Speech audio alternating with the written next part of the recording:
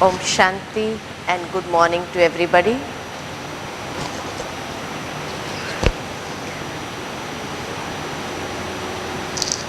Today it's a pleasure for me to be with you in this special session of stress-free living. I was wondering when I came here कि आज की दुनिया के अंदर stress तो हर एक को रहता ही है, एक बच्चे से लेकर के बड़े बुजुर्ग तक। और स्ट्रेस के कई कारण समय प्रति समय आते रहते हैं। तो संपूर्ण स्ट्रेस फ्री होना जीवन में ये संभव है या खाली स्ट्रेस आता है उसको मैनेज कर लेना चाहिए? क्या समझते हैं? हाँ, स्ट्रेस आएगा ही, आप लोग क्या मानते हैं? स्ट्रेस आएगा, उसको मैनेज करने की टेक्निक्स बता देवे या संपूर्ण स्ट्रेस फ्री हो जाए ऐसी कुछ विधि बता दे? क्या चाहते हैं आप? संपूर्ण स्ट्रेस फ्री? जूरिस्ट विभाग के लोग तो दूसरों के स्ट्रेस को ख़त्म करते हैं, तो खुद तो स्ट्रेस में होंगे नहीं, क्योंकि स्ट्रेस ट्रांसफ़र कर देते होंगे नहीं दूसरों पर। एनीवे, आज का ये सुबह का सत्र जो है stress free living and stress management, दोनों ही टेक्निक्स आपको शॉर्ट में बताएंगे।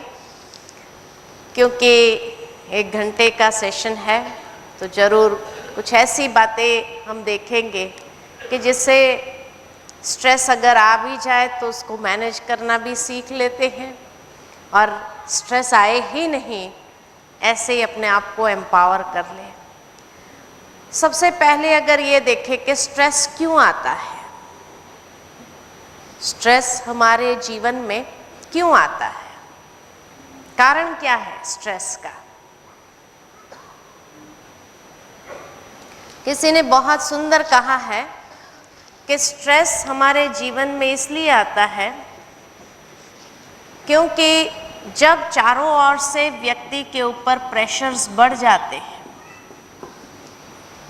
और वो प्रेशर्स के साथ कोप अप करने की जो आंतरिक शक्ति होनी चाहिए, इनर स्ट्रेंथ, वो नहीं है, इसलिए स्ट्रेस क्रिएट होता है।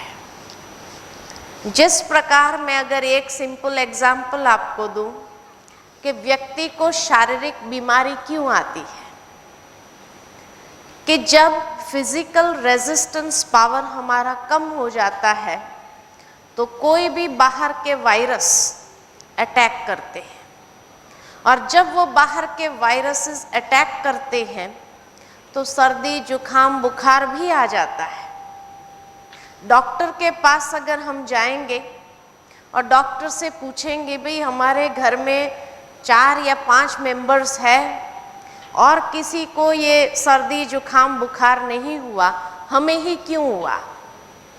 तो डॉक्टर कहेंगे सिंपल बात है कि आपकी इम्यूनिटी कम है, आपका फिजिकल रेजिस्टेंस पावर कम है, इसीलिए ये बीमारी आपको लगी, ये वायरस ने आपको अटैक किया और आपको ये बुखार आया। सिंपल। और उसके लिए डॉक्टर 2 चीज़ देता है, एक एंटीबायोटिक देगा जिससे वो वायरस को ख़त्म करते हैं, और एक मल्टीविटामिन कैप्सूल देगा जिससे कि वो इम्यूनिटी हमारी बढ़े, कम न हो जाए। ठीक इसी प्रकार व्यक्ति को स्ट्रेस क्यों आता है?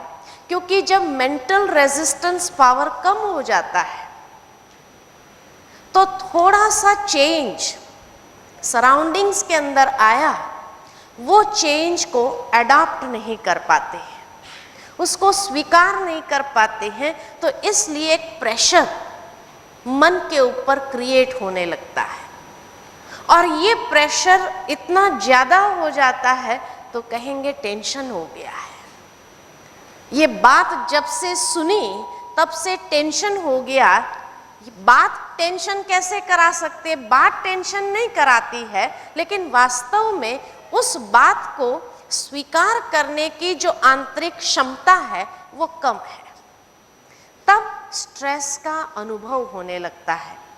और इसलिए जब भी इंसान को स्ट्रेस होता है तो क्या होता है, इस स्लाइड में हम देखेंगे कि जब भी जीवन में स्ट्रेस आया तो व्यक्ति का एक प्रकार से रिएक्शन क्रिएट होता है, और वो रिएक्शन चाहे फिजिकल रूप में हो चाहे इमोशनल रूप में हो, to any kind of change, internal और एक्सटर्नल। क्योंकि आज के युग के अंदर बहुत सुंदर किसी ने कहा है कि in this age human beings have left their original nature of ease, and that is why they have become diseased. मानसिक रूप से व्यक्ति अपने आप को कंफर्टेबल फील नहीं कर रहा है, डिसईज फील कर रहा है, और ये डिसईज की फीलिंग यही उसके अंदर स्ट्रेस को क्रिएट कर रहा है। क्योंकि human beings are pressurised from all the four sides. व्यक्ति बीच में है, the individual is in the centre, और एक प्रेशर उसके ऊपर है पास्ट का। पास्ट का कौन सा प्रेशर है? पास्ट की कुछ स्मृतियां ऐसी है जिसको वो भुलाना चाहते हुए भी भुला नहीं पाता है, और जब भी वो घटनाएं, वो बातें दिमाग के अंदर याद आ जाती है, स्मृति के अंदर उभरने लगती है, तो वो स्मृति उसके भीतर एक प्रेशर क्रिएट करती है। तो एक प्रेशर ये पास्ट मेमोरीज का है जिसको हम भुलाना चाहते हुए भी भुला नहीं पाते। दूसरा एक प्रेशर है फ्यूचर का। फ्यूचर का कौन सा प्रेशर है? हम एक ऐसे युग में जी रहे हैं जिस युग को कहते हैं it's an age of uncertainty, एक अनिश्चितता का समय है। और इस अनिश्चितता के समय के अंदर जब भी वो भविष्य के बारे में सोचते हैं जो निश्चित नहीं है, तो उसके प्रति एक भय क्रिएट होता है, एक fear of Fehling, fear of being criticized, fear of being hurt, है ना। कई प्रकार के फियर्स है व्यक्ति के अंदर कि पता नहीं ऐसा हो गया तो, या ये किसी ने कह दिया तो, और जब भी उस बात के विषय में सोचते हैं तब अंदर में एक प्रेशर क्रिएट होना शुरू होता है। तो एक प्रेशर है पास्ट का, एक प्रेशर है फ्यूचर का, और प्रेजेंट के दो प्रेशर्स हैं जिसको कहते हैं एक इंटरनल प्रेशर और दूसरा है एक्सटर्नल प्रेशर। एक्सटर्नल प्रेशर को हम समझ सकते हैं, गवर्नमेंट पॉलिसीज चेंज होती है, कुछ इकोनॉमिक कंडीशंस चेंज होती है जो अफेक्ट करती है हमारी लाइफ को, जिसके ऊपर हमारा कंट्रोल नहीं है, लेकिन it is affecting my life. Competition इतना ज्यादा है संसार के अंदर, और इस कंपटीशन के साथ सरवाइव करना ये भी एक बहुत बड़ी चैलेंज हो गई है आज के युग के अंदर। ऐसी अनेक चैलेंजेस इंसान के सामने हैं, जिन चैलेंजेस को वो कंट्रोल नहीं कर पाता है, और जब वो उसके कंट्रोल में नहीं है और उसके फेवर में नहीं लगती है, तब एक प्रेशर क्रिएट हो जाता है। और चौथा प्रेशर है इंटरनल प्रेशर। इंटरनल प्रेशर कौन सा है? Of my own negative thinking, अपने ही नकारात्मक विचारों का। घर में कोई परिस्थिति आती है, कोई ऐसी बात होती है कि तुरंत एक नेगेटिव थॉट मन के अंदर उभरने लगता है कि ऐसा क्यों हुआ, जरूर उसके पीछे ऐसी बात होगी, जरूर उसके पीछे ये बात होगी, ऐसे अनेक प्रकार के नेगेटिव विचार क्रिएट होता है। घर में एक लड़का है, 16-17 साल का है, बाहर जब जाता है अपने पेरेंट्स को कह के जाता है शाम को 6 बजे मैं घर लौट आऊंगा। 6 बजा और नहीं आया, 6:15 हुआ नहीं आया, तो पहला विचार कौन सा आएगा? Positive, negative? नेगेटिव। और ये भी नहीं एक विचार आया और फिर हमने लेट गो कर दिया उस विचार को, नहीं। 6:30 हुआ नहीं आया तो just imagine the series of negative thinking that you create in your mind. कितने नेगेटिव विचार आने लगते हैं, पता नहीं कहाँ गया होगा, क्या हुआ होगा, ऐसा हुआ होगा, कहीं एक्सीडेंट तो नहीं हो गया, हॉस्पिटल तो नहीं पहुंच गया, कितने विचार आ जाते हैं। और जितने नेगेटिव विचार आते हैं, एक एक विचार एक प्रेशर क्रिएट करता जाता है माइंड के ऊपर। 6:45 हुआ, वो बच्चा अभी तक घर में नहीं आया। Just imagine the pressure.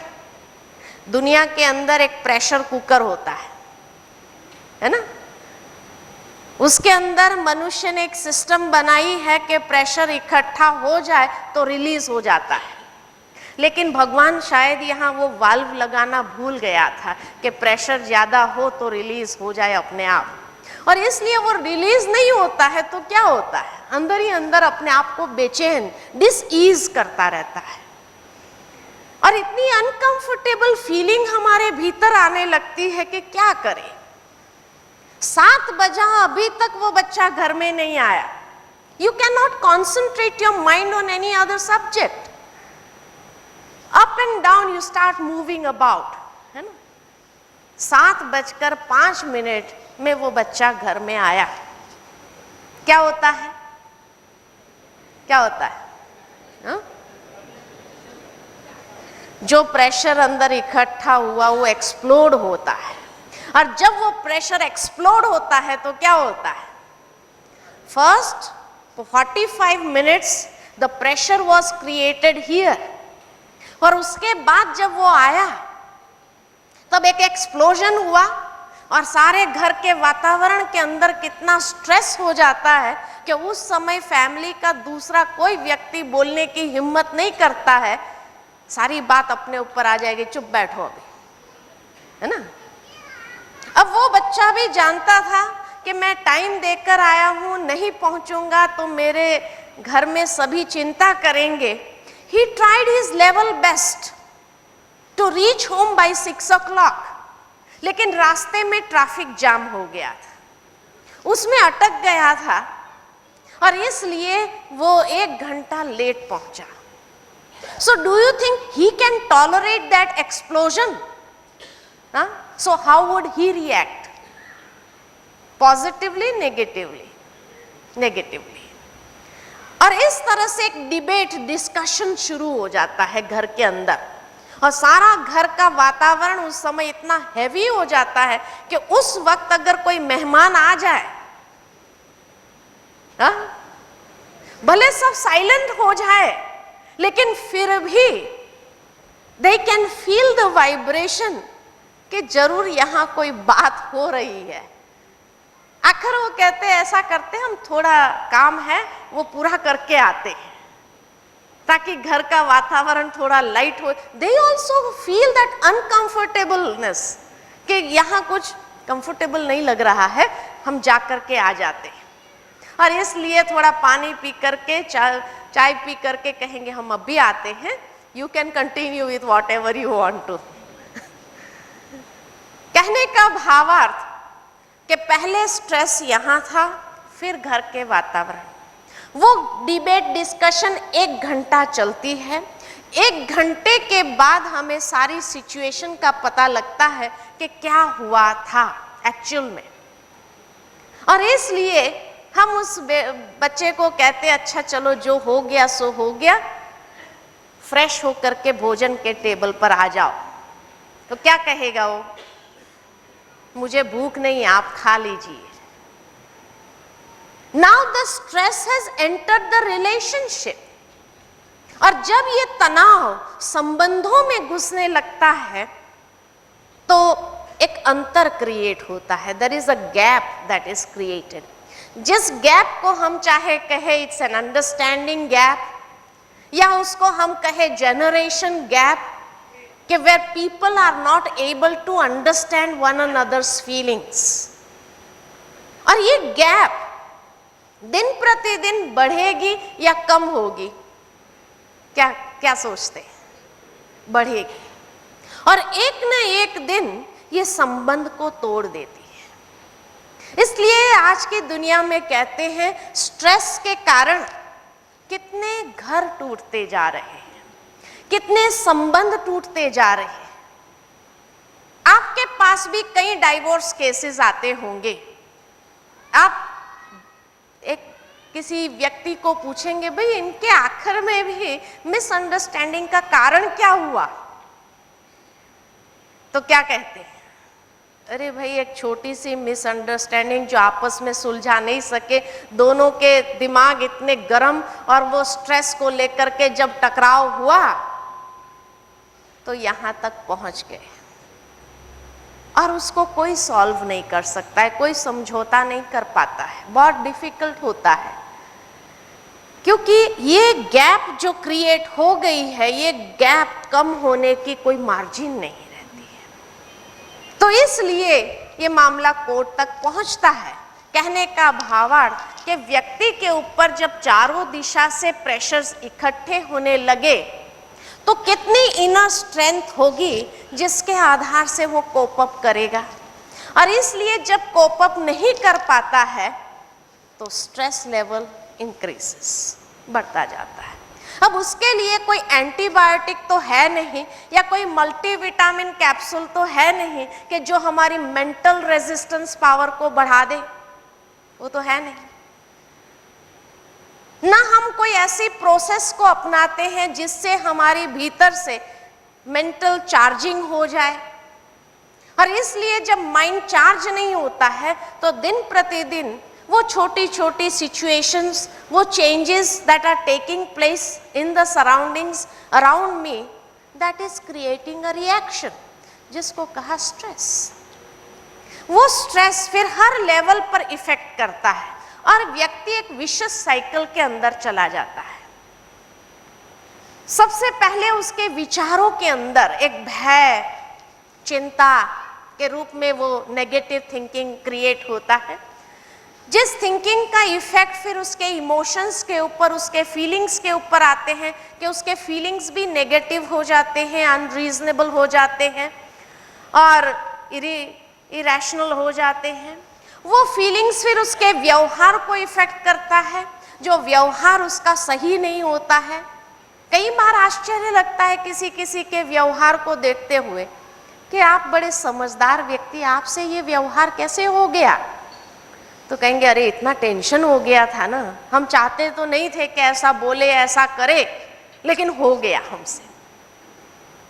क्योंकि एक विशेष साइकिल में चले गए और वो व्यवहार के कारण उसका परफॉर्मेंस जीवन के अंदर जो कर रहा है, कर्म के ऊपर उसका इफेक्ट आता है। वो कर्म में भी जब उसको सफलता नहीं मिलती है उस व्यवहार को लेकर के, तो फिर से एक नेगेटिव थिंकिंग शुरू हो जाता है। And this is how he gets into this vicious cycle. और उसको तोड़ना उसके लिए बहुत कठिन है, क्योंकि नेगेटिव थिंकिंग इतना नेचुरल हो गया है। आज व्यक्ति समझता है कि नेगेटिव थिंकिंग नहीं करना चाहिए, पॉजिटिव थिंकिंग करना चाहिए। इतनी जागृति, इतनी अवेयरनेस समाज के अंदर आ गई है कि हाँ, नेगेटिव थिंकिंग नहीं होना चाहिए, पॉजिटिव थिंकिंग करना चाहिए। लेकिन ये दूसरों को सलाह देने तक है ना। जब दूसरा नेगेटिव सोच रहा होता है तो हम उसको बहुत अच्छी सलाह दे सकते, अरे क्यों नेगेटिव सोच रहे हो, पॉजिटिव सोचो ना। लेकिन जब हम कोई ऐसी सिचुएशन में आ जाए और हम भी नेगेटिव सोचने लगे और वो सामने वाला हमें तो बड़ी सलाह दे रहे थे, अब तुम्हें क्या हुआ, तो हम क्या कहते हैं? डू वी रियली एक्सेप्ट कि हाँ हम भी नेगेटिव सोच रहे हैं? हाँ नहीं, उस वक्त हम कहते तेरा केस अलग है, मेरा केस ही अलग है। तेरे केस में तो आज भी मैं कहता हूं तुम नेगेटिव सोच रहा था, लेकिन मेरे केस तो है ही ऐसा, उसके लिए तो मुझे सोचना ही पड़ेगा ऐसा। कहने का भावार्थ भी नेवर रियली एक्सेप्ट कि हाँ हम भी नेगेटिव थिंकिंग कर रहे हैं, और नेगेटिव थिंकिंग सब कर रहे हैं। फिर भले दोष दूसरे पर डाल देते हैं, वातावरण ही ऐसा है, घटनाएं ऐसी होती जा रही है, तो नेगेटिव नहीं विचार आएगा तो क्या पॉजिटिव आएगा? तो दोष भले दूसरे पर डाल देते हैं, लेकिन वास्तव में ये मेंटल इम्यूनिटी हमारी जो कम हो गई है, उसके कारण नेगेटिव इरैशनल थिंकिंग हमारा बहुत ज्यादा चलने लगा है। और दूसरा, सारा दिन का जो इनपुट्स है, अब जैसा इनपुट होगा वैसा ही तो प्रोसेस चलेगा, वैसा ही तो आउटपुट रहेगा। इनपुट अगर नेगेटिव हो तो प्रोसेस पॉजिटिव कैसे चलेगा? इसलिए जब इनपुट नेगेटिव है, प्रोसेस नेगेटिव है, तो आउटपुट भी नेगेटिव है। क्लियर लॉजिक है ये तो। अब सारा दिन आप सुबह से उठो, सबसे पहले टेक अप द न्यूज़पेपर, कौन सा इनपुट्स मिलेगा? Positive, negative? अंदर के पेजेस में पॉजिटिव कॉलम्स आती है, लेकिन कितने लोगों को इंटरेस्ट है वो पॉजिटिव कॉलम्स पढ़ने के? Hardly any. वो पॉजिटिव कॉलम्स दोपहर को लंच आवर में पढ़ना चाहिए ताकि थोड़ी नींद आ जाए, है ना, व्यक्ति को थोड़ा रिलैक्स हो जाए उसके लिए। कहने का भाव, we start our day with negative inputs. किसी से भी मिलो, बातचीत करो, लोगों के पास बातचीत करने के लिए भी क्या इनपुट्स है? नेगेटिव। ये प्रॉब्लम हो गया, ऐसा हो गया, उसने ऐसा कह दिया, उसने ऐसा कर दिया, यही तो बातें हैं। तो सारे सोर्सेस तो नेगेटिव इनपुट्स प्रदान कर रहे हैं हमें, तो प्रोसेस तो वही चलेगा ना। इसलिए नेगेटिव थिंकिंग नेचुरल हो गया है। हाँ, हम ये नहीं कहते हैं कि आप न्यूज़पेपर नहीं पढ़ो, हम ये नहीं कहते आप लोगों से नहीं मिलो, जरूर मिलना ही पड़ेगा, न्यूज़पेपर पढ़ना ही पड़ेगा, because you have to live in the world, you have to work in the world. लेकिन हम ये कहते हैं, राजयोग ये कहता है कि don't let that be the first thing in the morning. सवेरे सवेरे हमारा माइंड इतना फ्रेश एक ब्लॉटिंग पेपर की तरह होता है कि what ever you give it will absorb absorb absorb. और उसी समय अगर हमने उसको नेगेटिव इनपुट्स दे दिया तो इट विल एब्जॉर्ब दैट, और जब वो एब्जॉर्ब कर लेंगे तो टोटल हमारी इनर मैकेनिज्म उसी से इन्फ्लुएंस्ड हो जाती है। हमारी कॉन्शियसनेस वैसी बन जाती है, हमारा एटीट्यूड वैसा बन जाता है, हमारा परसेप्शन वैसा बन जाता है, हमारे बिहेवियर वैसे बन जाते हैं, हमारा संबंध में भी वो बातें आने लगती है। इसलिए हम ये कहते हैं कि सुबह सुबह अपने मन को कुछ अच्छा नरिशमेंट दो, हेल्दी नरिशमेंट, कुछ पॉजिटिव इनपुट्स दो, and this is where spirituality is the missing dimension. कि जब उसको कुछ स्पिरिचुअल बातें देंगे वो एब्जॉर्ब हो जाएगी, that will go into your system. जैसे एक ब्लॉटिंग पेपर एक बार सैचुरेट हो जाता है, उसके बाद it will not absorb anything. तो हमारा माइंड भी अगर पॉजिटिव इनपुट से हम सैचुरेट कर दे तो negative inputs will just remain as information, it will not affect the system. वो हमारी इनर मैकेनिज्म को प्रभावित नहीं करती है। And this is how being in the world, उसी एटमॉस्फेयर में रहने के बावजूद भी यू कैन रिमेन डिटैच्ड, क्योंकि वो सैचुरेट हो गया, अंदर जा ही नहीं रहा। So that will just be an information. 3 दिन आप यहाँ है, यहाँ आपको कमरों में न्यूज़पेपर तो नहीं मिल रहा, ना कोई टेलीविजन है, तो 3 दिन सुबह सुबह आपका सेशन शुरू होता है राजयोग से।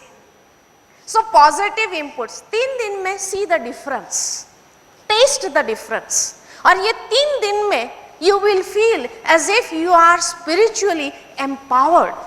3 दिन के बाद you will feel as if कि एक आंतरिक शक्ति, एक रिचार्जिंग अंदर से हो गई है। तो यहां पर आपको एक टेस्ट दिया जाएगा 3 दिन के अंदर।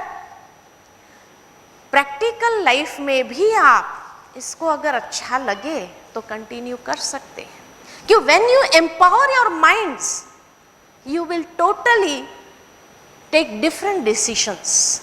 आपका माइंड जो है, एम्पावर्ड माइंड एक डिसीजन लेता है और एक अनहेल्दी माइंड डिसीजन लेता है। दोनों की क्वालिटी में अंतर होगा कि नहीं होगा?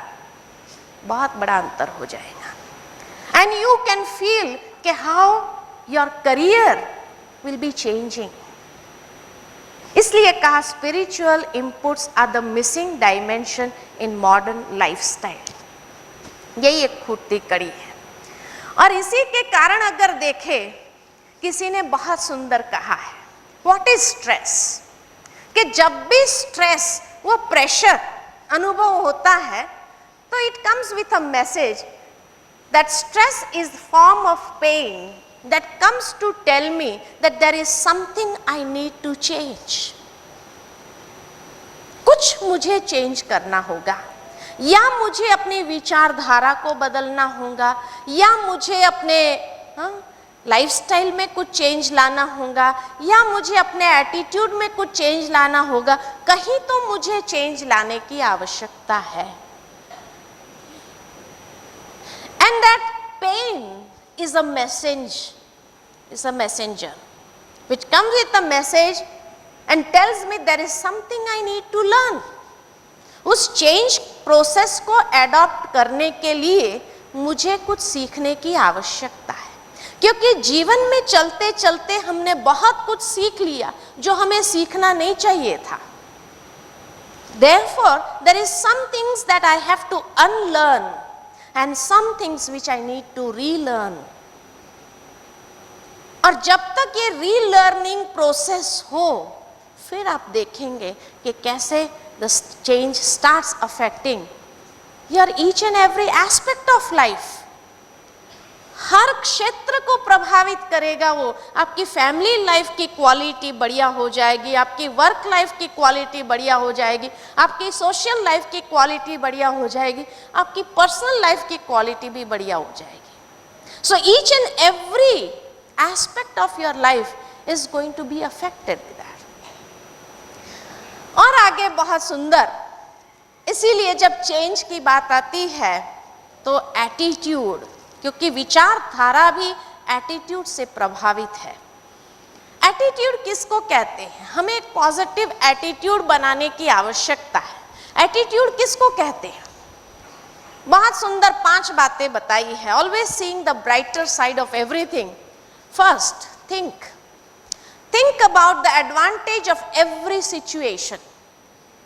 हर बात के, हर परिस्थिति के दूसरे तरफ को सोचो, उसमें कुछ ना कुछ बेनिफिट अवश्य है, उसको सोचो।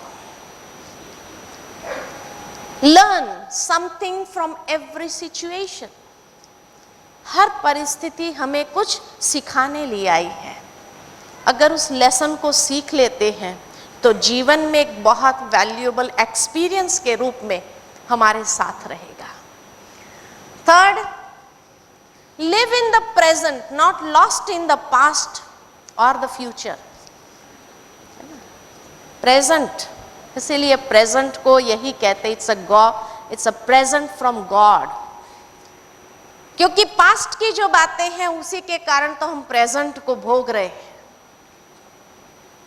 और फ्यूचर को भी खराब कर रहे हैं। तो क्यों नहीं ये प्रेजेंट मोमेंट जो है, which is a gift from God, let me use it in such a beautiful manner, जिससे फ्यूचर तो सुरक्षित हो ही जाता है। तो live in the present, not lost in the future और पास्ट। चौथा अगर देखें, focus on the challenges and solutions. हर चुनौती के साथ उसका समाधान उसी के अंदर समाया होता है। सिर्फ उसको उस मिस्ट्री को ढूंढना होता है, उसको अनवेल करना होता है। और जितनी व्यक्ति के पास मानसिक क्षमता होती है उस मिस्ट्री को अनवेल करने की, तो वो चैलेंज एक ऐसा सॉल्यूशन उसको प्रदान करती है जिससे वो जीवन के अंदर बहुत आगे बढ़ जाता है, उसके लिए एक आगे चढ़ने की एक सीढ़ी बन जाती है। लेकिन अगर वो चैलेंजेस को उस रूप में नहीं देखते हैं तो वही हमारे लिए थ्रेट्स बन जाती है, भय का एक कारण बन जाता है। और पांचवा, be hopeful and be proactive.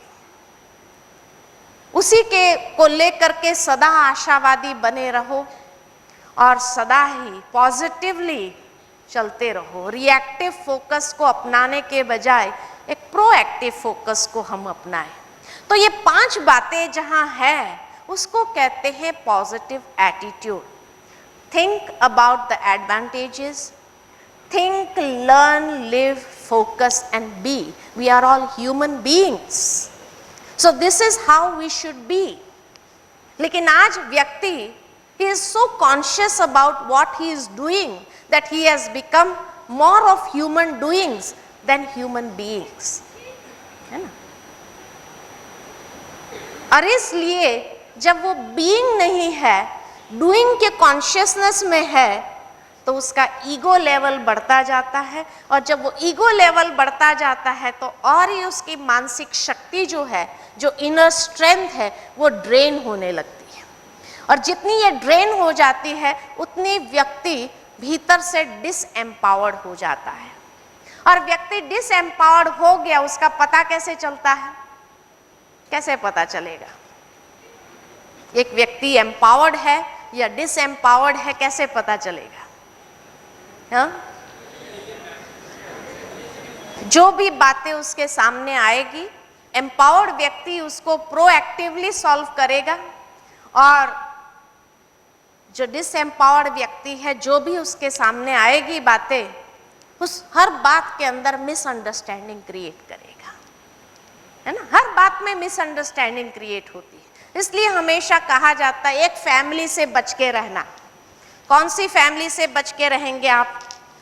आज ये फैमिली का परिचय हम आपको करा देते हैं, जिसको आप कभी भी अपने जीवन के अंदर स्थान नहीं देना, क्योंकि अगर आपने स्थान दिया तो आप अपनी पूरी लाइफ को रूइन कर देंगे। और वो फैमिली में सबसे पहली आती है misunderstanding. She is always first to enter anybody's life, misunderstanding, but she is never alone. She is always accompanied by her companion Mr. Doubt. है ना? जहां मिसअंडरस्टैंडिंग है वहां मिस्टर डाउट जरूर है। और जहां ये दोनों हैं उनके 4 क्रिएशन साथ चलते हैं। कौन से 4 क्रिएशन?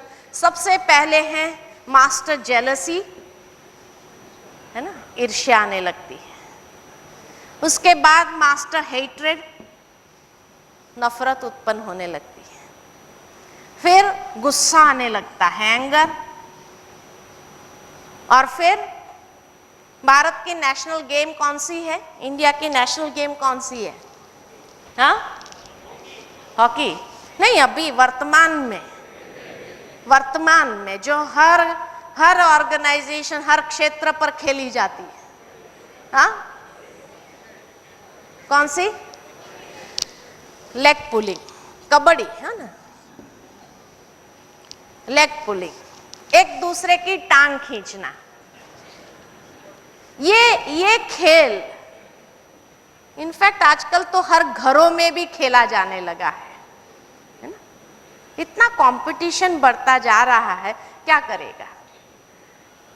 और इसलिए जब व्यक्ति के पास और कोई सोर्स नहीं होता है तो यही गेम वो खेलना शुरू करता है। ये परिवार से हमेशा बच के रहना। ये परिवार में इतनी यूनिटी है जितनी कि शायद आपके परिवार में नहीं होंगी, है ना? ये जहां जाते हैं ना, साथ में ही जाते हैं, इकट्ठे जाते हैं। और उस संबंध को, उस घर को, उस ऑर्गेनाइजेशन को, उस जगह को के अंदर केओस क्रिएट कर देते हैं, इतनी उसमें शक्ति है।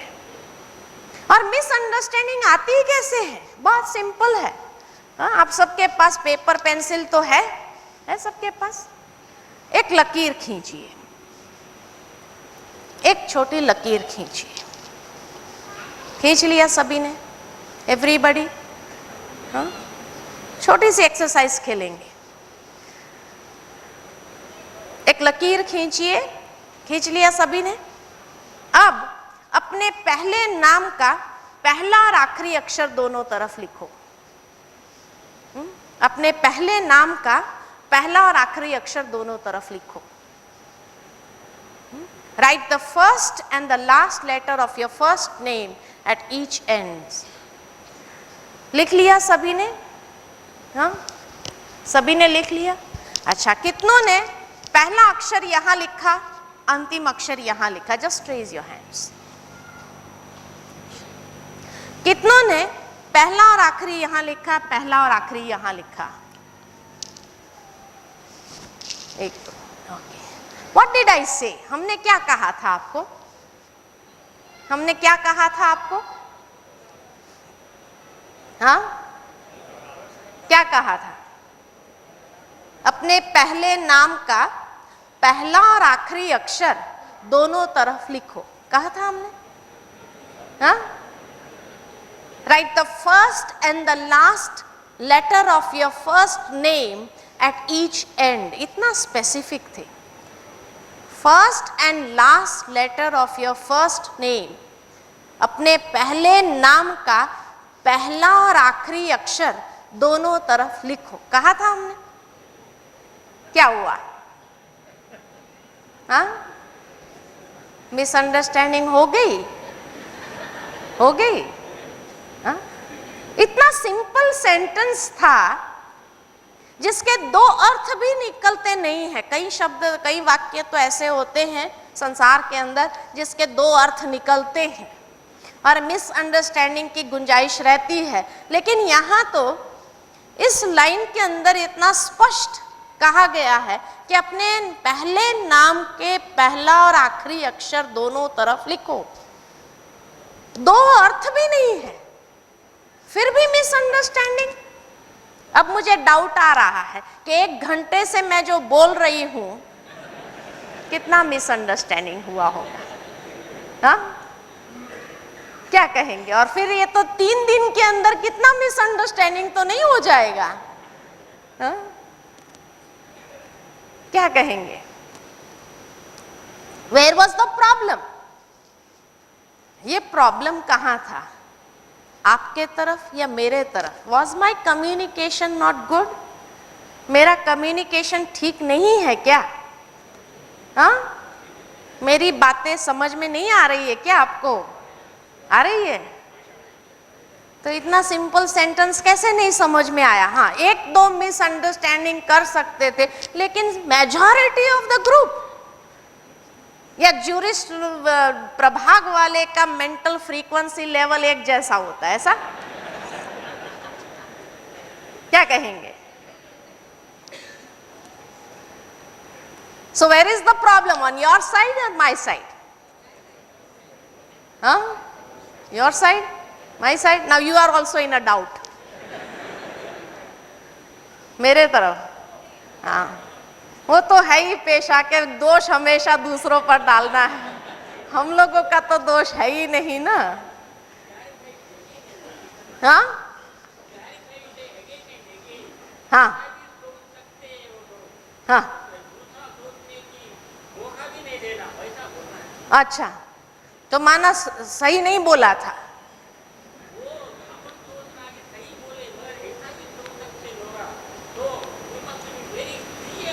हाँ, तो इसीलिए हमने इंग्लिश में भी बोला, हिंदी में भी बोला कि मिसअंडरस्टैंडिंग ना हो।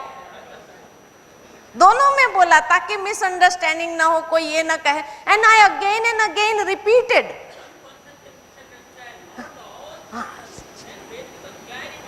अच्छा, so there was a plot in this, huh? You feel there was a plot in this, okay? हाँ जी, हाँ,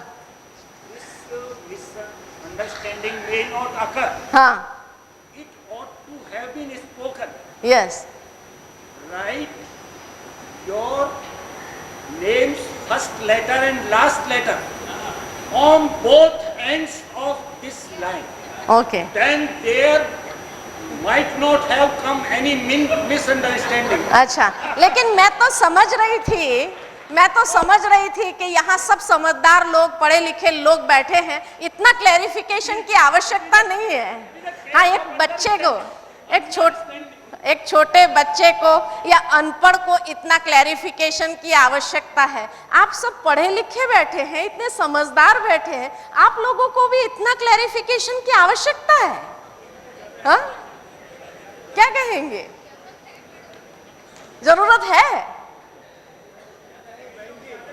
और अगर आपको समझ में नहीं आया तो you could have asked me, what do you mean? Do you mean one letter at each end or you mean two letters at each end?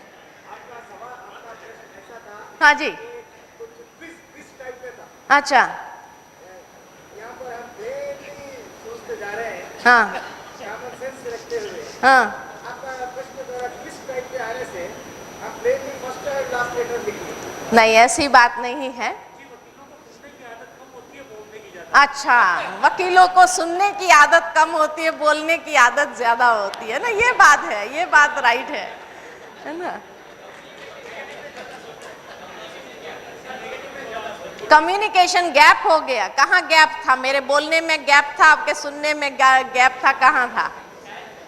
हाँ जी,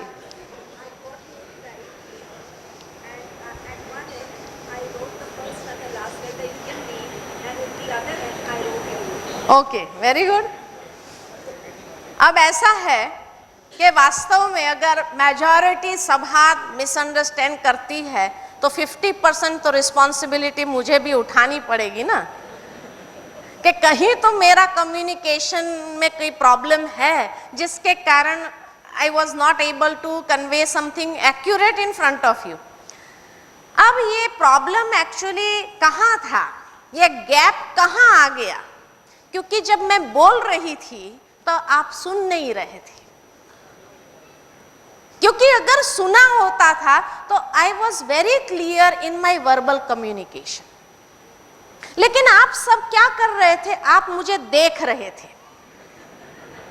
और मैं क्या कर रही थी?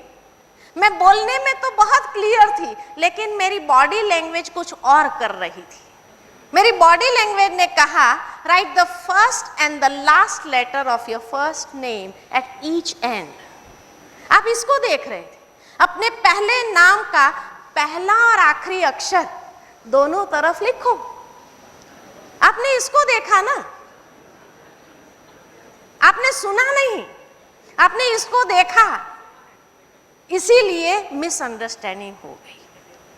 क्योंकि संसार में हमें सुनने की आदत कम होती है, हम प्रत्यक्ष में देखना चाहते हैं, और जो देखते हैं वही समझते हैं।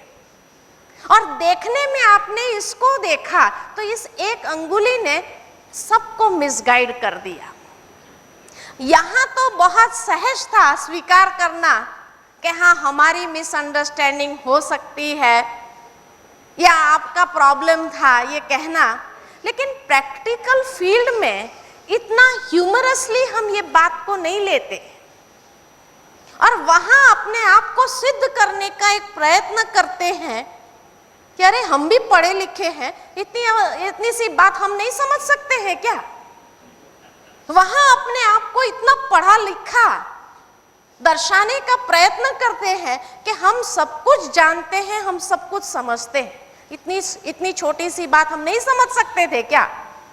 लेकिन आपने यही कहा। अगर आधा घंटे के बाद मैं आकर पूछती थी, अच्छा आपने दो अक्षर लिख लिए, तो आप सभी मेरे को यही कहेंगे, नहीं बहन जी आपने एक ही बोला था। क्योंकि डेमोक्रेटिक कंट्री में डेमोक्रेसी विंस, है ना, मेजॉरिटी विंस। तो मेजॉरिटी ने जो किया है वही सही है। इसलिए मैं कहूंगी भाई, I was very clear in my mind, I wanted two letters eight each end. आप कहेंगे आपने ऐसा कहा ही नहीं ना।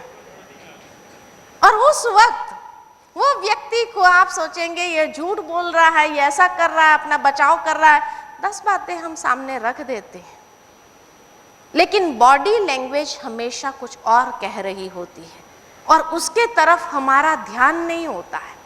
आजकल तो फोन पर बात करते हैं ना, तो भी बॉडी लैंग्वेज को यूज करने का इतना अभ्यास हो गया है कि फोन पर बात कर रहे, सामने वाला देख नहीं रहा है तो भी हम बॉडी लैंग्वेज यूज करते हैं। और तीसरा व्यक्ति कैबिन के बाहर खड़ा होकर के बात नहीं सुन सकता है, लेकिन बॉडी लैंग्वेज को देख करके सारे मैसेज को समझने का प्रयत्न करता है और फिर जाकर किसी को, अब भी मैं देख के आया ना, वही बात चल रही थी। क्या चल रही थी? और फिर इतना बड़ा बतंगड़ शुरू हो जाता है और जब वो बात घूमते घूमते आपके पास आती है, आप सोचेंगे ये बात तो मैंने कही भी नहीं, कहां से आई पता ही नहीं। और इतना बड़ा इश्यू बन जाता है उस एक बात को लेकर के कि कभी कभी उस समय स्ट्रेस लेवल इतना हाई हो जाता है कि यू कैन नॉट अडॉप्ट कि भाई ये बात जो कही गई है ये साफ झूठी है, ये हुई नहीं है, कुछ हुआ ही नहीं है। नहीं हुआ है ना भाई, आग के बिना धुआं थोड़ी आएगा, तब लोग ये कहेंगे आग के बिना धुआं थोड़ी आएगा, लेकिन यहां तो बिना आग के ही धुएं निकलते हैं। हाँ, ये संसार बन गया है।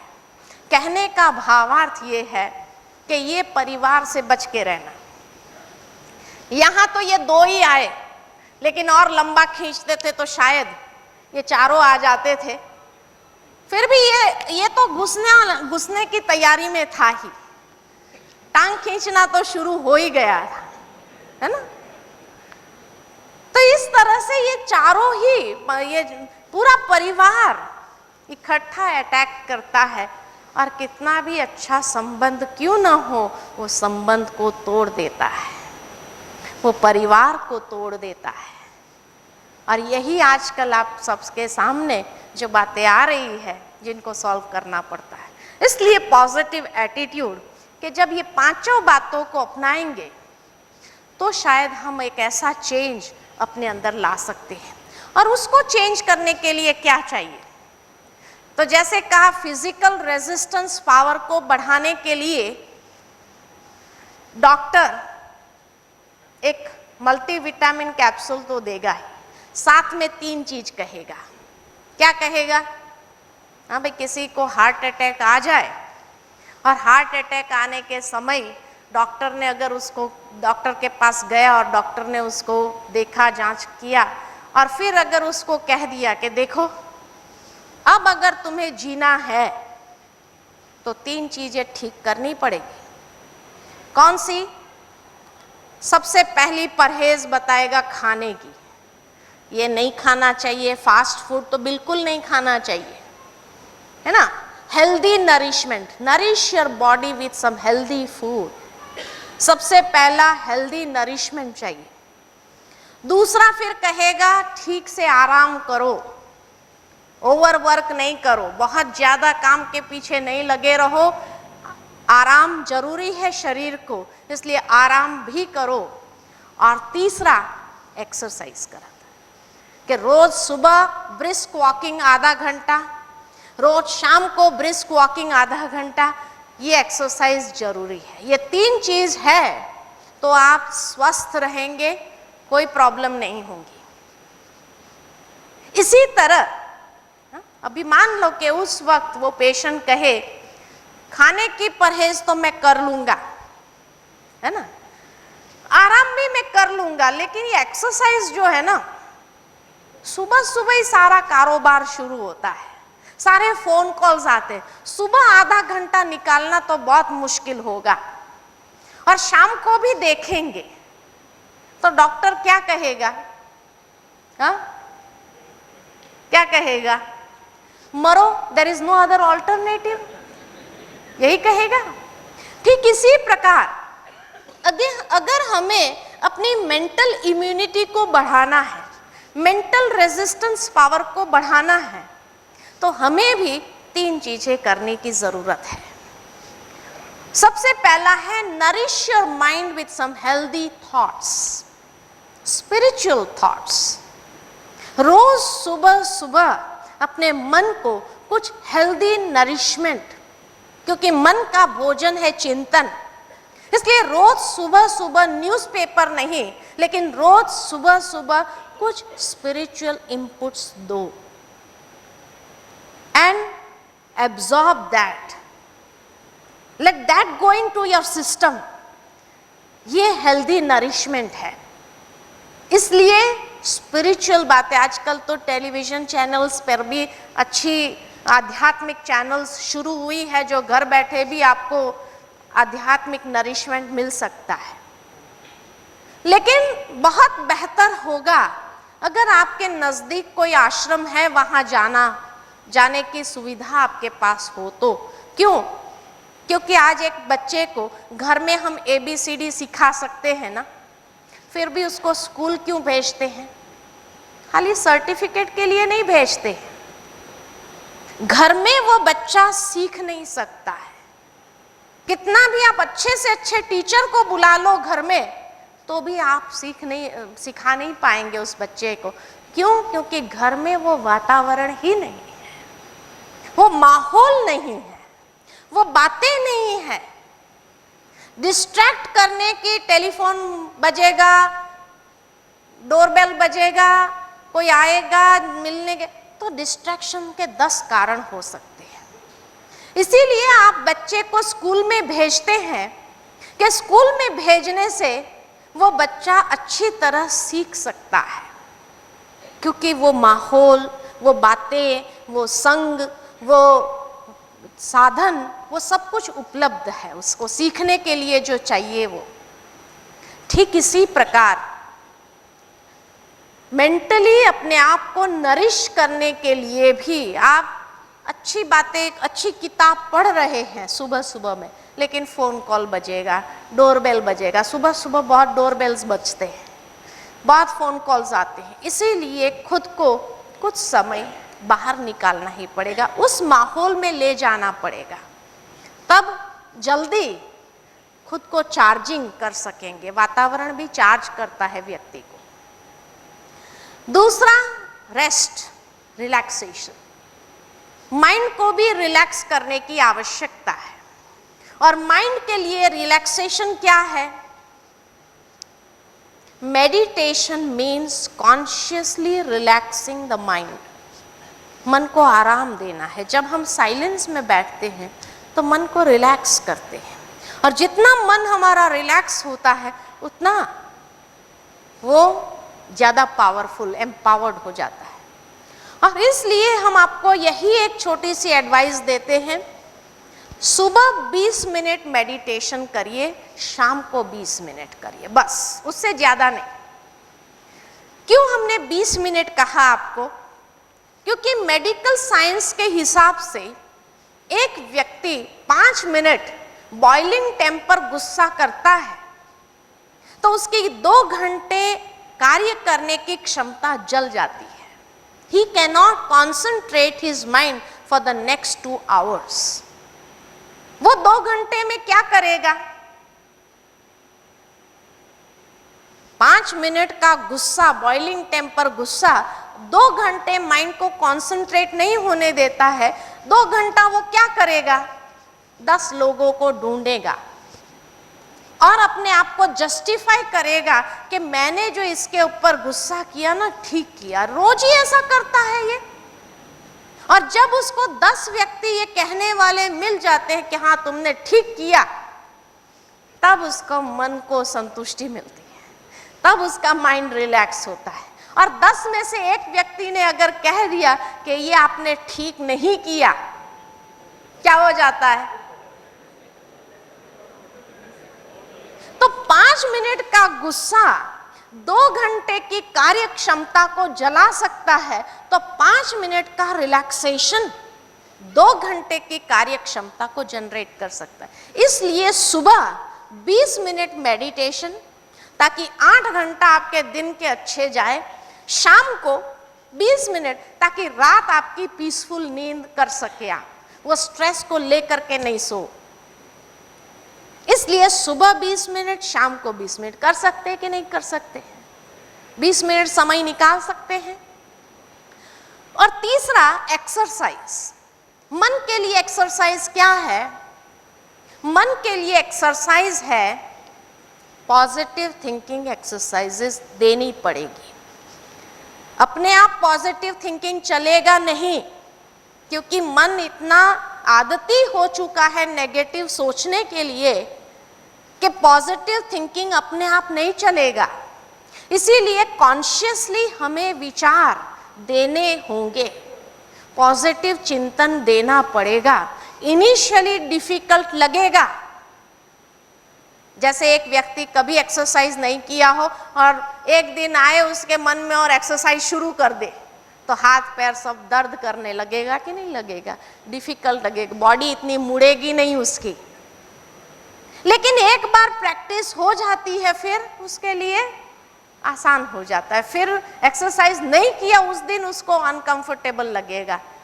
ठीक इसी तरह positive thinking is not an overnight process कि आज आपने सुना माना कल से शुरू हो जाएगा, नहीं। कॉन्शियसली ट्रेनिंग देनी पड़ेगी माइंड को, और यही राजयोग हमें ट्रेनिंग देता है पॉजिटिव थिंकिंग कैसे करने का।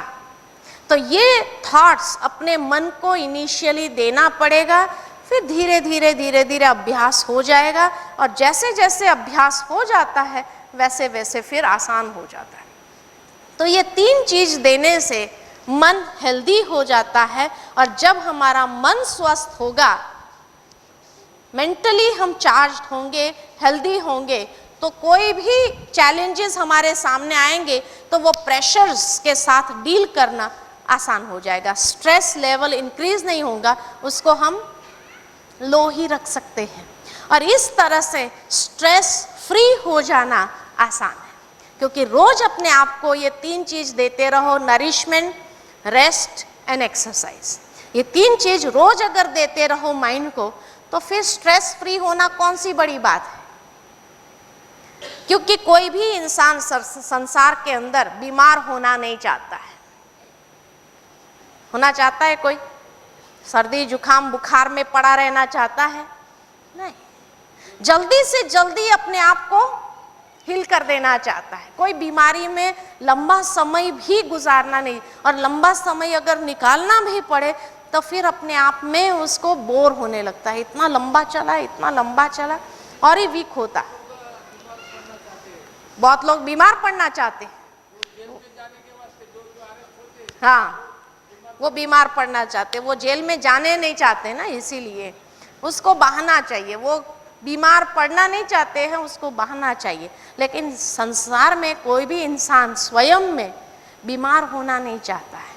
तो इसी तरह कोई भी इंसान संसार में स्ट्रेसफुल लाइफ लीड करना नहीं चाहता है, लेकिन क्योंकि मानसिकता को चार्ज करने की टेक्निक मालूम नहीं, इसीलिए स्ट्रेस लेवल बढ़ रहा है।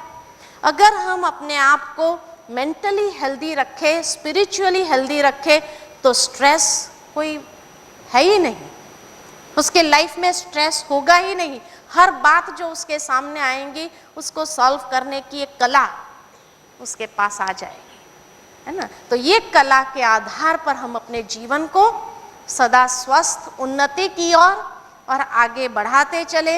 यही हमारी शुभ भावना है कि कॉन्फ्रेंस में आप आए हैं, इतना समय अपना निकाल करके, कीमती समय, और अपने कारोबार को छोड़ करके, तो अवश्य आप यहाँ से ऐसी बात अपने साथ लेकर के जाएं जिससे आने वाले समय में आपके सामने बड़े से बड़ी परिस्थिति भी आ जाए तो उसको क्रॉस करने के लिए भी कोई मेहनत नहीं लगे, ठीक है ना। तो रिएक्शन नहीं हो, लेकिन प्रोएक्टिवनेस हो स्वयं में, और जीवन में सफल होते रहो। यही शुभ भावना, शुभकामना। नमस्कार।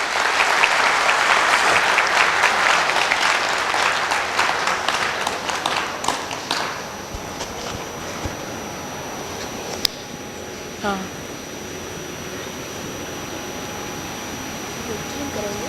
ओम शांति। तो जो मैंने आपको कहा कि प्रैक्टिकल पॉजिटिव थिंकिंग मन को देना पड़ेगा, तो ये जो 10 मिनट है हमारे पास, आज सवेरे आपने आत्मा का लेसन सुना। तो पॉजिटिव थिंकिंग के लिए सबसे पहला कदम अगर है तो वो है आत्मचिंतन का। तो इसीलिए हम सभी ये पॉजिटिव थिंकिंग आत्मचिंतन का अवश्य करेंगे और अपने मन को थोड़ा एक्सरसाइज देंगे। जो विचार मैं देती जाऊं वो विचारों को खाली रिपीट नहीं करना है, लेकिन try to go into the feelings, उन विचारों के भाव में जाना और साथ ही साथ विजुअलाइजेशन टेक्निक्स को अपनाते हुए जो अंतर चक्षु है उस अंतर चक्षु को खुला रख करके जो विचार मैं देती जाऊं वो विचारों को विजुअलाइज करना, अपने आप को भी उसी अनुसार विजुअलाइज करते हुए वो फीलिंग्स को जनरेट करते हुए ट्राई टू एक्सपीरियंस देम। ठीक है, इज इट क्लियर? पहली जो स्टेज है पॉजिटिव थिंकिंग की यही है। लेकिन हो सकता है कि आप कब से सुन रहे हैं, क्योंकि नाश्ता करके बैठे हैं, कब से सुन रहे हैं और थोड़ी सुस्ती आई हो तो थोड़ा खड़े हो जाओ, अपने आप को स्ट्रेच कर लो, हाथ पैर स्ट्रेच हो जाए।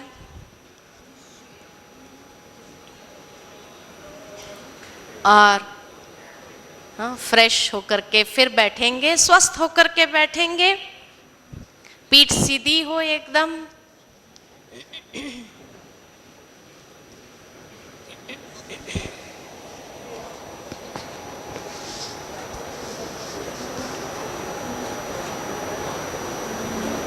जितनी शारीरिक एकाग्रता होगी उतनी मन की एकाग्रता को लाना सहज हो जाएगा।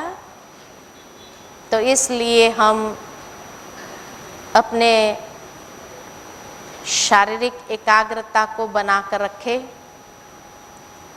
मेडिटेशन में आंखों को बंद नहीं करना होता है, सामने जो एक पॉइंट ऑफ लाइट है उस पर अपने ये फिजिकल आंखों को भी फोकस करें और साथ ही साथ ये विजुअलाइज करें कि I am also a point of light.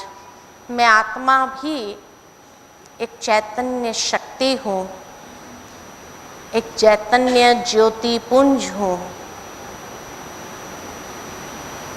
बाह्य नेत्र की एकाग्रता आंतरिक एकाग्रता को बढ़ाने का आधार है और इसलिए कुछ क्षणों के लिए अपने मन को बाह्य सभी बातों से समेट लेते हैं, स्वयं को आत्मनिश्चय करते हैं।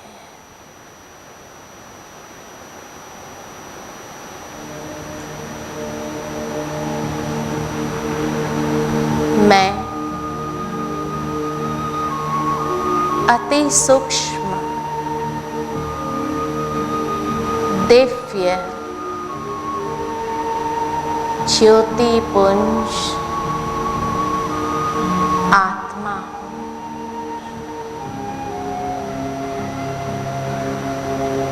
अंतर चक्षु से स्वयं को देखो,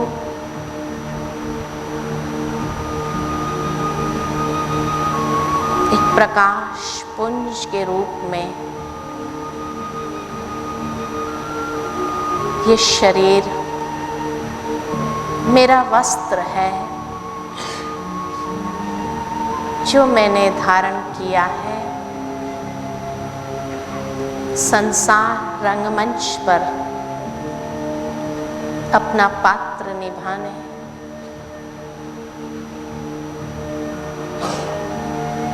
वास्तव में मैं आत्मा इस देह रूपी वस्त्र से अलग न्यारी हूँ।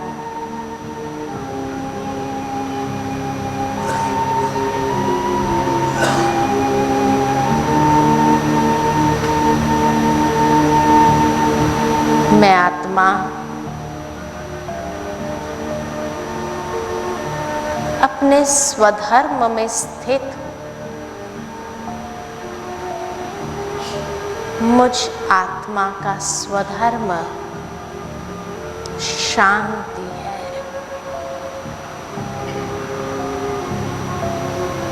मेरे मन की गति शांत होती जा रही है।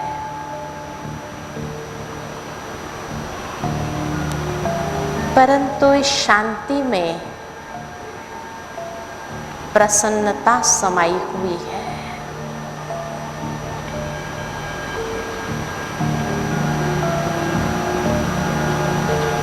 मेरे चारों ओर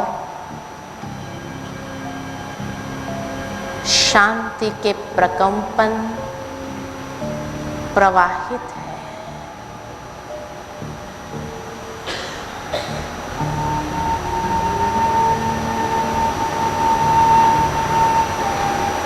इसी शांति में परम आनंद समाया हुआ है। मैं आत्मा सच्चित आनंद स्वरूप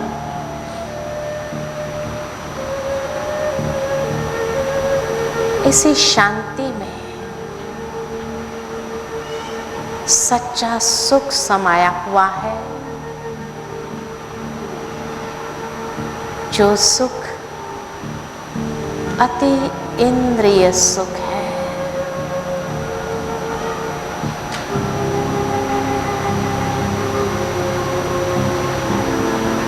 इसी शांति में अनंत शक्तियां समाई हुई है।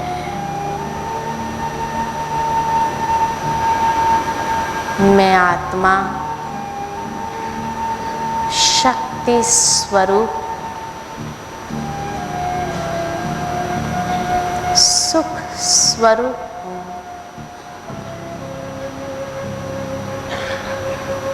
आनंद स्वरूप।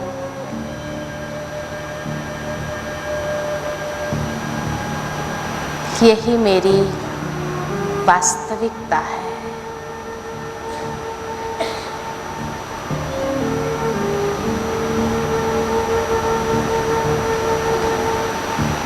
कुछ क्षण के लिए इस स्वधर्म में स्वयं को स्थित करती हूँ।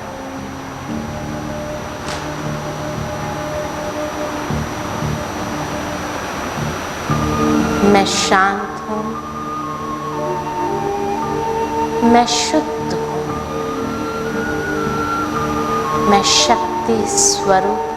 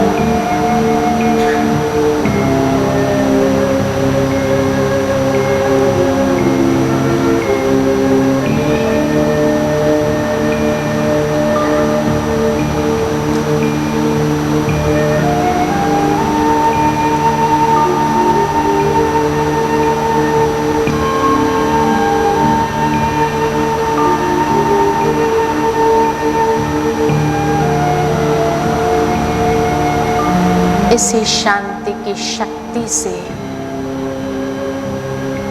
मैं स्वयं को सशक्त महसूस कर रही हूँ और अपने सर्व कर्मेंद्रिय को शांति की शक्ति से भर देती हूँ।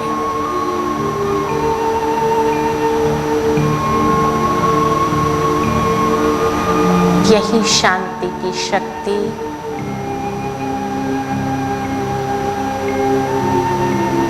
मेरे मन, वचन और कर्म में समा लेती हूँ।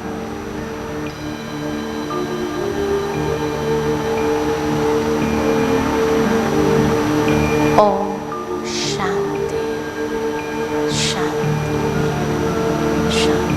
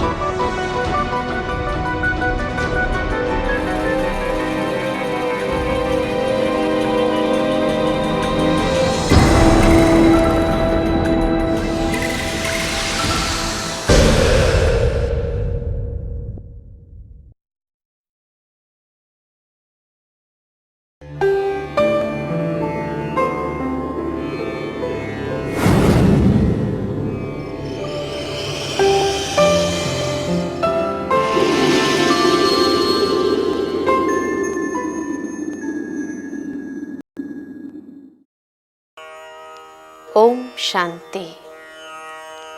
सृष्टि रंगमंच पर समय का चक्र चलता रहता है, जहां सदैव दो बातें चलती रहती है। जैसे दिन के बाद रात, हार के बाद जीत, सुख के बाद दुख, वैसे जन्म के बाद मृत्यु। सुबह की सुनहरी लालिमा का हम स्वागत करते हैं, तो ढलती शाम के गुलाबी रंग का भी हम आनंद लेते हैं। प्रकृति के खिलते पुष्पों का हम स्वागत करते हैं, तो फिर मृत्यु की परछाई से दूर क्यों भागते हैं। वैसे जन्म और मृत्यु निश्चित बना हुआ है। वैसे ही जिसका जन्म है उसका मृत्यु भी निश्चित है। जन्म और मृत्यु वास्तव में एक ही सिक्के की दो बाजू है। मृत्यु अर्थात पुराना जर्जरीभूत वस्त्र का त्याग करना और नए वस्त्र को धारण करना। जिस प्रकार पुराने वस्त्र को छोड़ते समय हमें दुख नहीं होता है और नए वस्त्र धारण करने की खुशी होती है, इसी प्रकार ये शरीर भी एक वस्त्र है। आत्मा अजर अमर अविनाशी है। आत्मा कभी मरती नहीं है। मृत्यु अर्थात अपनी ड्रेस और एड्रेस चेंज करने का समय आ चुका है। मृत्यु अर्थात एक मकान को खाली कर नए मकान में जाने की प्रक्रिया। भले ही हम इस शरीर में कितने भी पुराने किराएदार क्यों न हो, परंतु एक न एक दिन इस मकान को खाली करना ही पड़ता है। यहाँ इस दुनिया का कायदा नहीं चलता है कि पुराने किराएदार को मकान खाली कराया नहीं जाएगा। नहीं, वो तो करना ही पड़ेगा। लेकिन मृत्यु अर्थात एक कमरे से दूसरे कमरे में जाने की प्रक्रिया। मृत्यु एक अद्भुत घटना है, जिसमें आत्मा अपने साथ अपने संस्कार और कर्म को साथ ले जाती है, और इसीलिए मृत्यु को चिर निद्रा भी कही गई है। वास्तव में जिसे हम मृत्यु अथवा शोक का प्रसंग मानते हैं, वह किसी और के घर में जन्म अथवा आनंद का प्रसंग बन जाता है, और जिसे हम जन्म का या आनंद का प्रसंग मानते हैं, वह किसी और के घर में मृत्यु अथवा शोक का प्रसंग बन जाता है। मनुष्य जीवन में वैसे 3 प्रसंग महत्वपूर्ण माने जाते हैं। सबसे पहला जन्म का प्रसंग। इस प्रसंग को हम बहुत सहज और स्वाभाविक रीति से स्वीकार कर लेते हैं, और आने वाले बालक की हम जन्म की तैयारियां कर लेते हैं, इंतजार करते हैं और सब मिलकर इस प्रसंग को बड़े धूमधाम से मनाते हैं। दूसरा है मनुष्य जीवन का महत्वपूर्ण प्रसंग, शादी का प्रसंग, जिसे भी हम बहुत सहज स्वीकार कर लेते हैं और सब साथ मिलकर के खुशियों से मनाते हैं, जिसकी तैयारी कितने समय पूर्व से हम करने लगते हैं और जिसमें समय, श्वास, शक्ति, संपत्ति खूब खुले दिल से खर्च करते हैं। परंतु तीसरा प्रसंग जो महत्वपूर्ण है वो है मृत्यु का प्रसंग, जो भी हर एक के जीवन में आना ही है। परंतु जितना सहज हम जन्म का प्रसंग और शादी के प्रसंग को मनाते हैं, उतना ही सहज हम मृत्यु के प्रसंग को स्वीकार नहीं कर पाते हैं। और हमारे सामने किसी का शरीर पड़ा होगा तो भी हम यही कहते हैं, अभी तो उसको इतना जल्दी जाने का समय नहीं था। अर्थात इसकी न हम तैयारी करते हैं, न उसको इतना सहज स्वीकार कर पाते हैं। ऐसा क्यों? प्रथम प्रसंग की तैयारी हम 4-5 मास पूर्व से करते हैं। दूसरे प्रसंग की तैयारी हम 4-5 वर्ष पूर्व से करते हैं। परंतु ये महत्वपूर्ण मृत्यु के प्रसंग की तैयारी हम इतना सहज रीति से नहीं कर सकते। हमारे सामने किसी का शरीर पड़ा हो तो भी हम यही कहते हैं कि इसको अभी इतना जल्दी नहीं जाना चाहिए, क्योंकि हमारा उनसे स्नेह भरा संबंध है। इसलिए स्वाभाविक है कि हम अपने आंसुओं को रोक नहीं पाते हैं।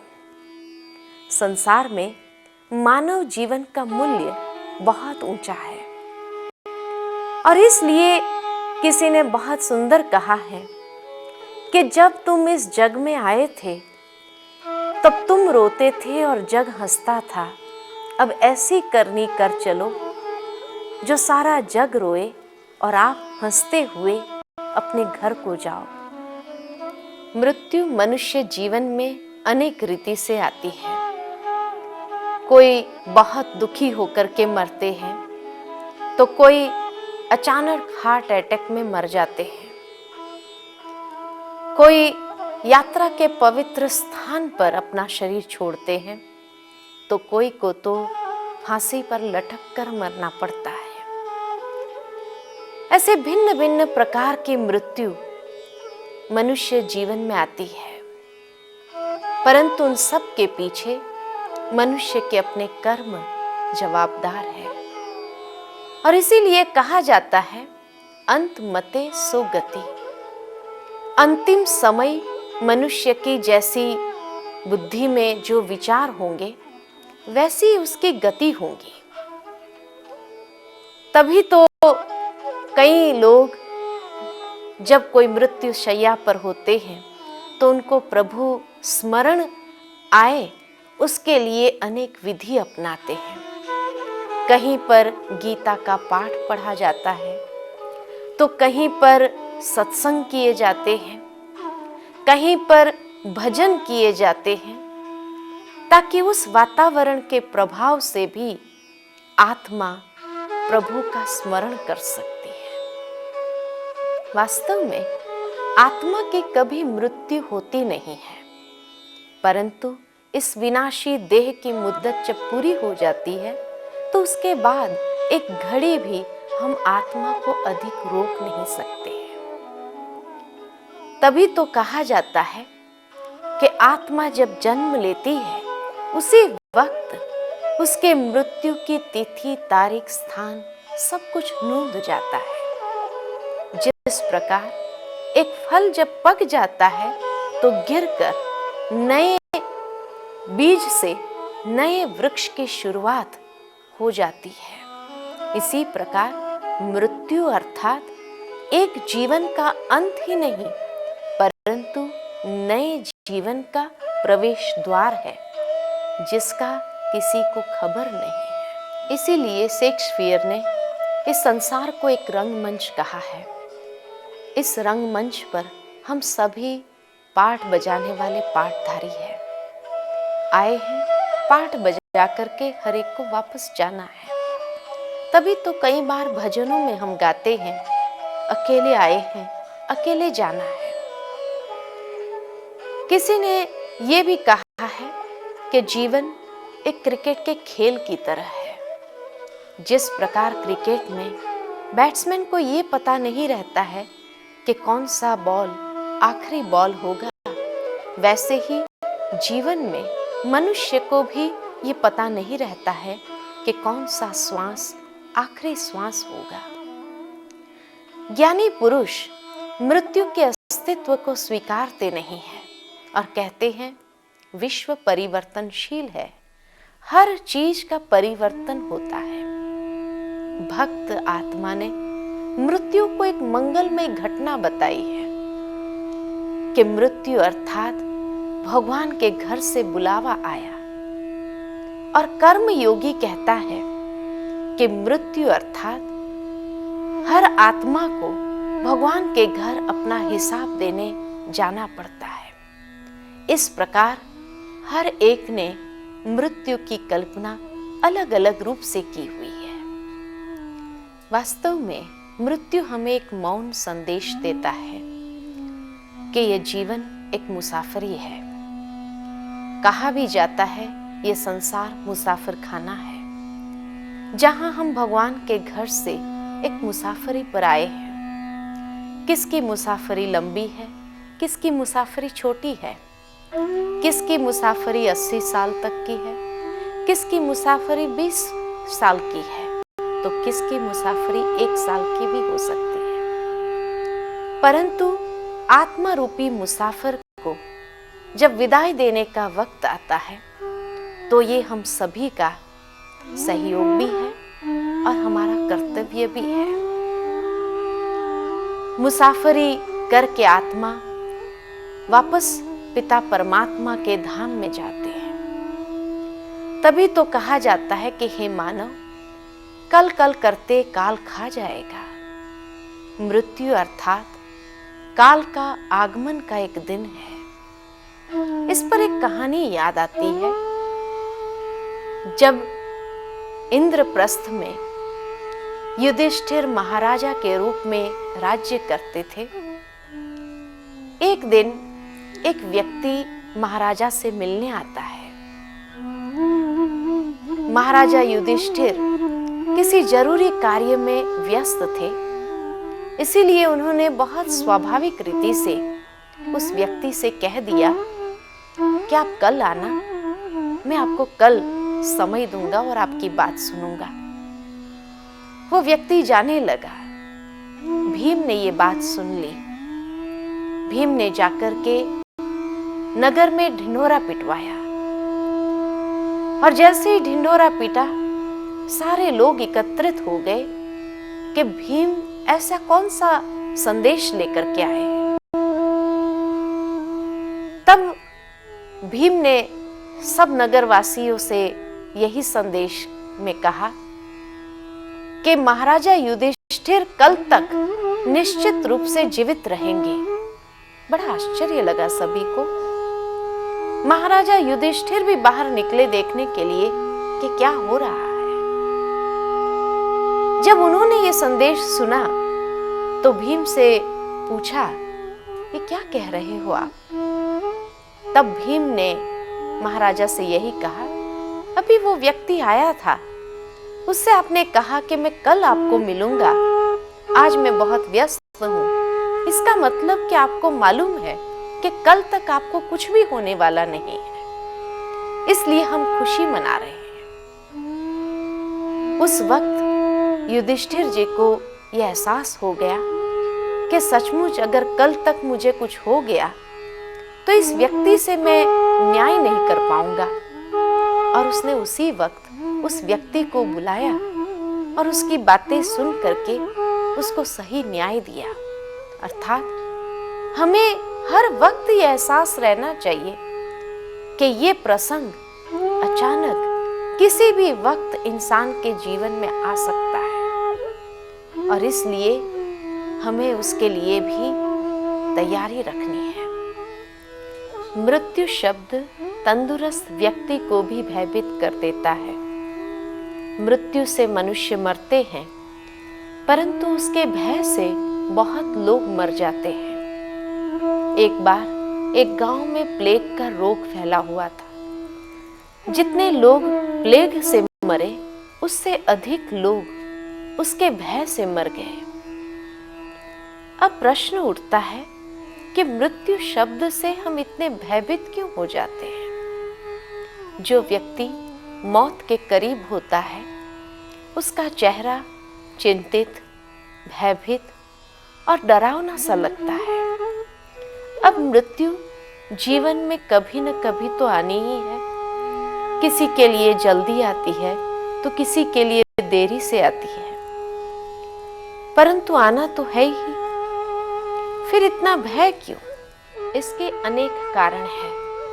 सबसे पहला कारण है कि मनुष्य जीवन भर इतना कमाता है, माल मिलकतों को इकट्ठा करता है, जिसके साथ लगाव हो जाता है और उसके छोड़ने का दुख भी होता है, इसलिए भय लगता है। दूसरा कारण उसका ये है कि भविष्य के बारे में कोई ज्ञान नहीं है। उस ज्ञान की कमी के कारण उसको भय लगता है कि अब मेरा क्या होगा। तीसरा कारण ये है कि जीवन भर